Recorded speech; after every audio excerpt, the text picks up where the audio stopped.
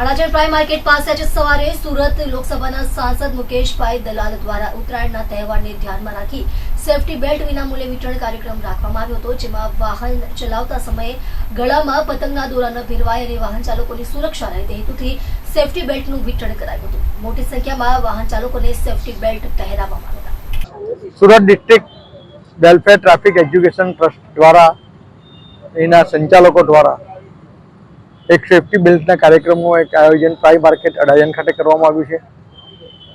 आपणे सौ जाणीए छीए तेम मकर संक्रांतिनो तहेवार सौ श्रुतिओ धामधूमथी उजवता होय छे, पण ते समये सेफ्टी अने सलामती जाळववी पण एटली जरूरी छे।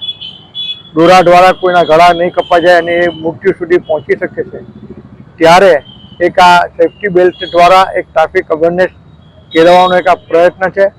लोकोनी जाननी सलामती रहे, लोकोनी इंजरी नहीं थाय ने साथे ज आ माध्यम द्वारा हूँ सौ श्रोतीओने अपील करूँ छूं कि प्लीज प्लीज चाइनीज दोरानो उपयोग नहीं करता। तहेवार तमे भले धामधूमथी मनावो पण साथे लोकोनी जान लोकोनी इंजरी पण एटली खूब महत्व धरावे छे।